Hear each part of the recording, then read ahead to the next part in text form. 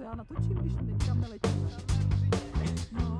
Je konec května roku 2024 a my se spolu s dalšími 5 dámami z České asociace pilotek vydáváme na setkání evropských pilotek v Nizozemské Bredě.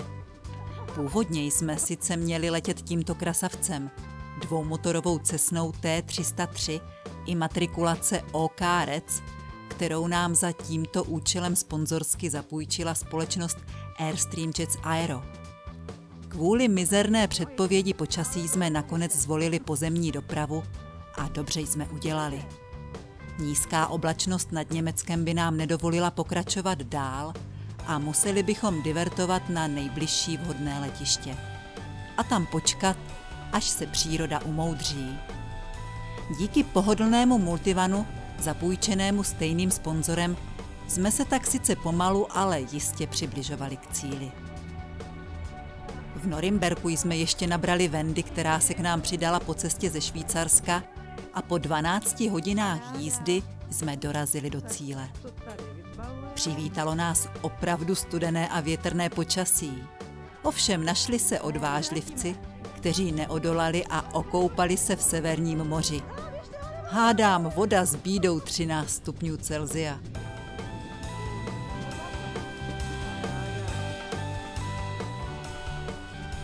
Breda je sympatické menší letiště pro všeobecné letectví s pevnou dráhou ležící v provincii Severní Brabantsko. Kvůli počasí sice většina pilotek dorazila po zemi, přesto se nás tady sešlo téměř 100 z celé Evropy. Docela slušný čarodějnický sabat. Akci pořádá každoročně už od roku 1995 Federation of European Women Pilots, která aktuálně sdružuje 14 národních asociací pilotek z evropských zemí. Mezi přítomnými dámami byla spousta zajímavých osobností. Jednou z nich byla první pilotka vrtulníku v Afghánistánu, která bojovala proti Talibanu a po jeho nástupu emigrovala ze země. 9 Jahre bin ich in Österreich mit meiner Tochter Malalai. Leider jetzt in Afghanistan Taliban sind gekommen. Frauen und Mädchen können nicht in die Schule gehen und Ausbildung machen. Ich bin im Hubschrauber Mi-17, das ist eine Russian Helikopter. Ich bin seit 23 Jahren geflogen. Ich bin in schlechter Situation in Afghanistan geflogen.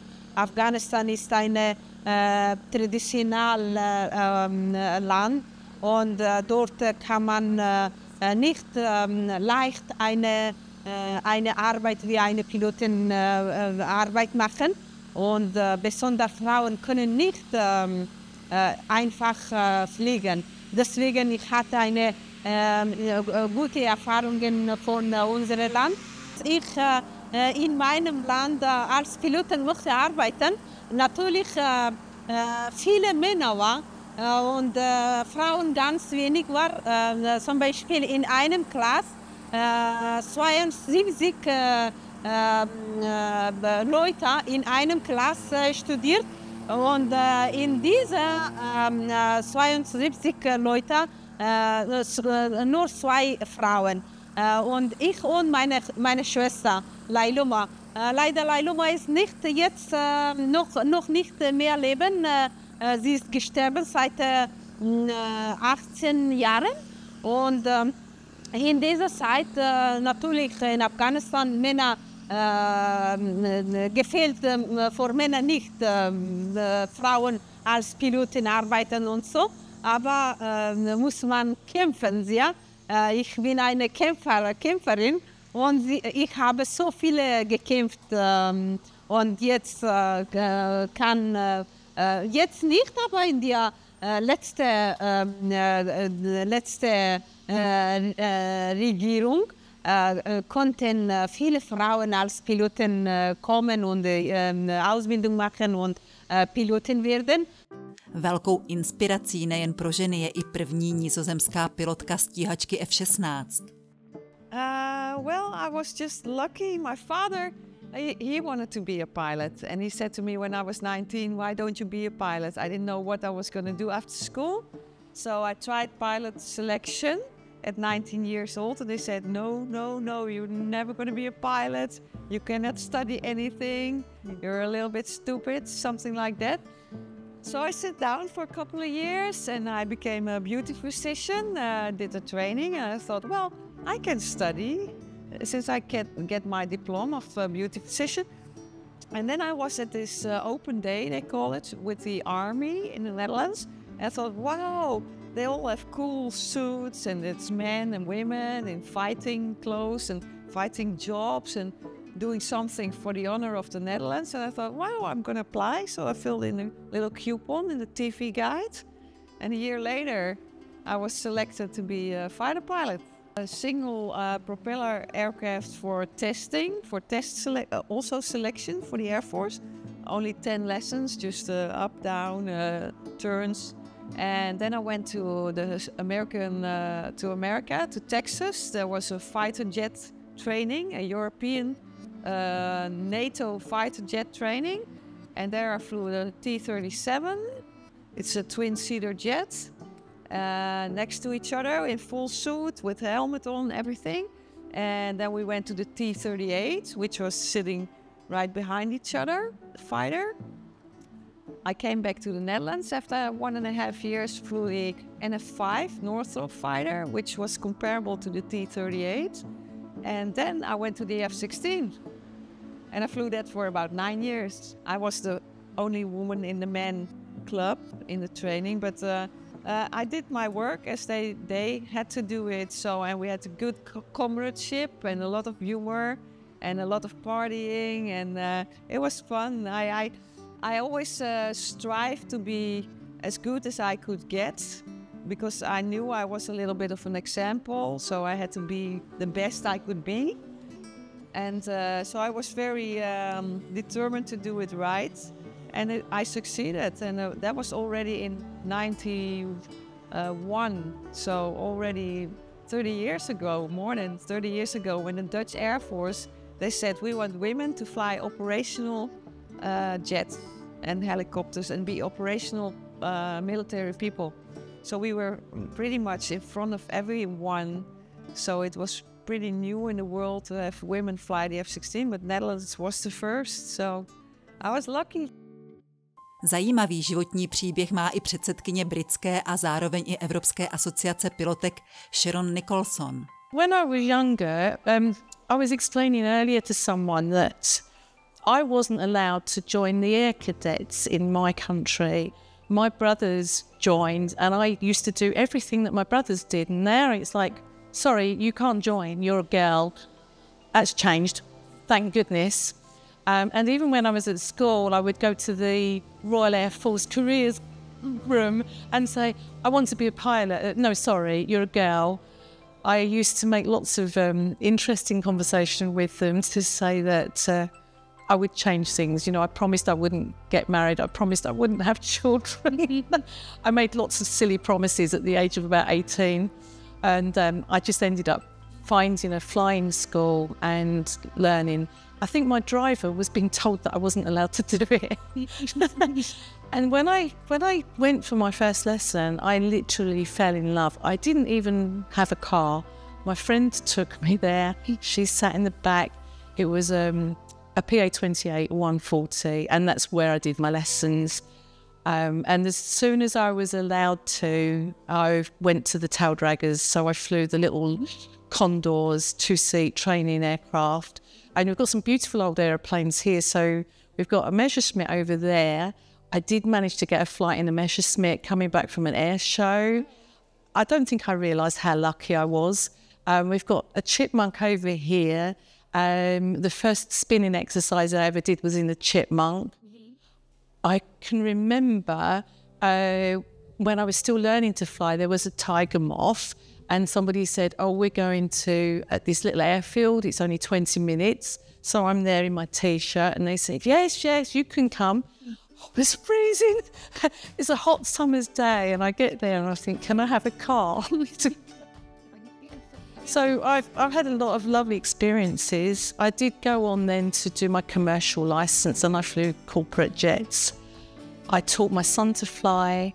I was his line training captain on the citation jet. So I feel that I've come from a very poor family, funnily enough. So I've worked incredibly hard. Every penny went to flying.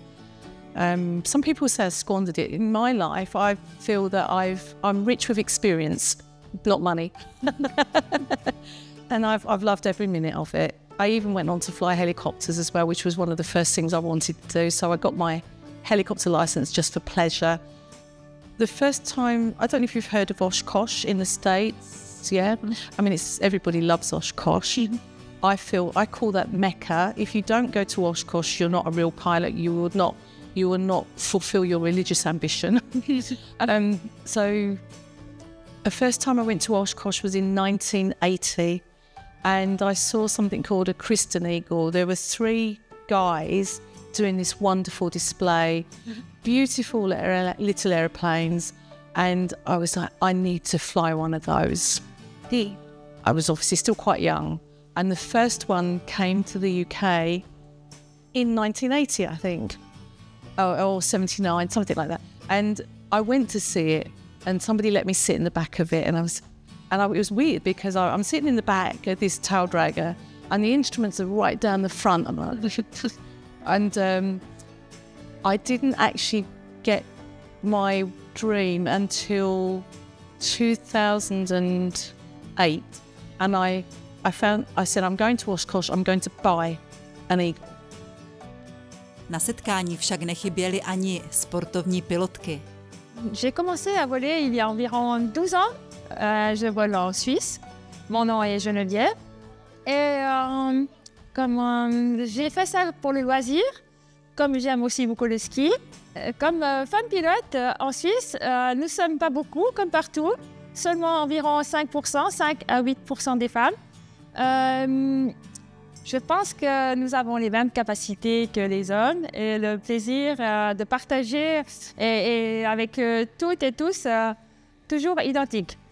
Nous sommes une association de femmes pilotes en Suisse, actuellement de 78 personnes.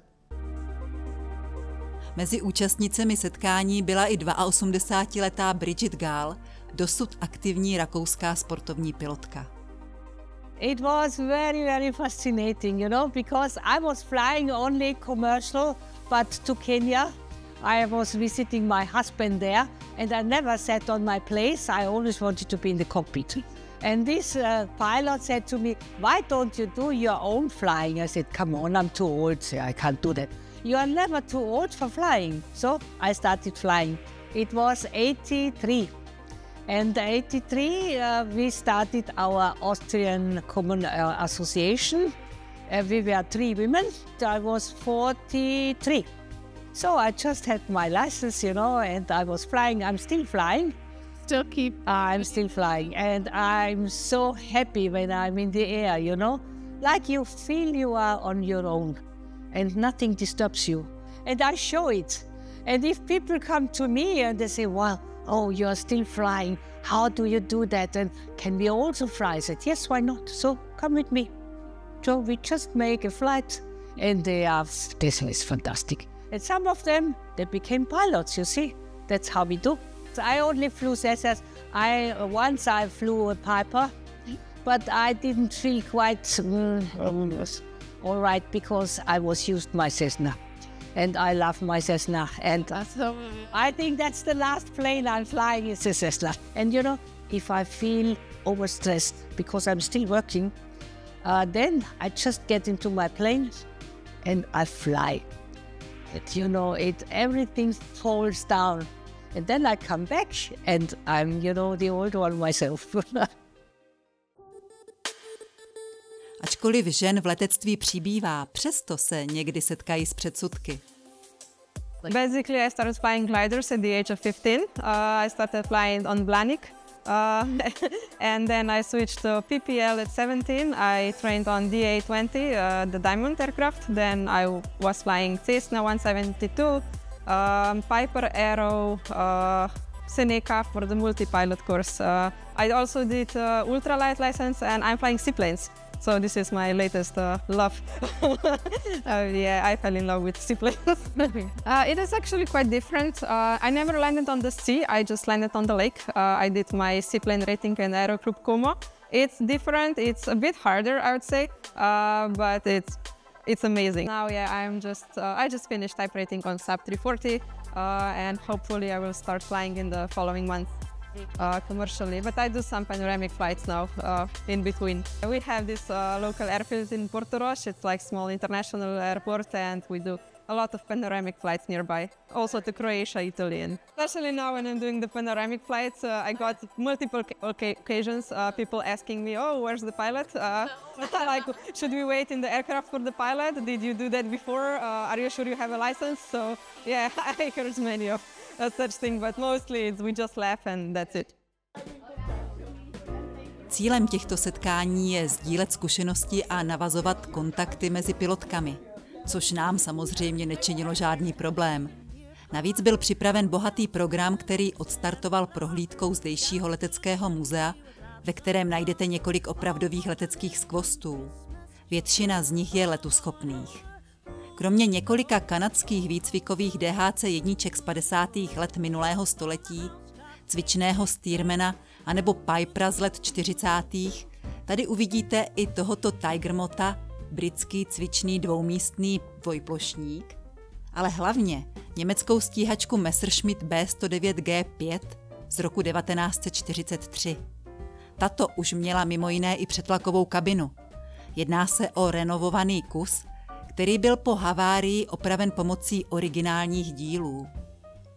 Prohlédnout si jej přijela i třetí žena Adolfa Galanda, druhoválečného velitele německých stíhacích sil, který během své kariéry dosáhl 104 uznaných sestřelů v 705 misích. Za to byl vyznamenán rytířským křížem s dubovou ratolestí, meči a brilianty. Stal se tak jedním z 27 vojáků, kteří byli tímto nejvyšším německým řádem vyznamenáni. Přežil válku a dožil se 83 let. I joined this meeting of the Federation of European Women Pilots many times because I spent since 55 years. I'm the member of the VDP, it's the Vereinigung for the German Pilots. I'm member since 55 years, and I spent as a president 10 years in the VDP, so I'm very close to the flying. My husband flew with his plane in the World War II, and of course the Mi-17. It's a very known plane. I have seen, of course, some Messerschmitt 109, but I never was sitting in a Mi-17 with original parts. That was a great feeling, and I was so impressed to see this work. Everything, all the instruments, all the parts of the wings and the body, everything is very original. And it makes me so impressed. I was feeling like I cannot explain. A protože zdejší letiště normálně žilo, mohli jsme omrknout i stroje modernější, sloužící nizozemskému lidu. Třeba tento německý vrtulník EC-135, který je široce využíván právě leteckými záchrankami a policejními sbory. Vyzkoušeli jsme si také základy paraglidingu. A jelikož ani na druhý den by ani psa nevyhnal, natož tak pilotky do oblak, vydali jsme se třeba na obhlídku Kinderdijku, zdejšího skanzenu s 19 větrnými mlýny. Ty jsou místním symbolem a památkou UNESCO. Nachází se 19 kilometrů od Rotterdamu v poldru Alblasserwaard na soutoku řek Lek a Nord a prohlédnout si je můžete nejen z vodní hladiny. Podívat jsme se byli i na unikátní stavbu v ústí řeky Scheldy. Po povodni v Severním moři v roce 1953 bylo rozhodnuto uzavřít východní rameno řeky pomocí hráze a zábrany. Tato bariéra na východní Scheldě je největší ze 13 ambiciózních deltových staveb, které mají chránit velkou část Nizozemska před povodněmi. 4kilometrový úsek má obrovská stavidla, která jsou běžně otevřená, ale za nepříznivého počasí je lze zavřít. V blízkosti stavby se nachází muzeum se zábavním parkem, který jsme si trošinku užili i my.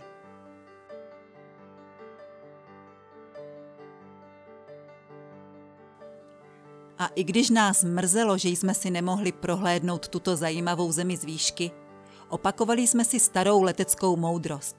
Vždycky je lepší být na zemi a litovat, že nejsme nahoře, než být nahoře a litovat, že nejsme na zemi.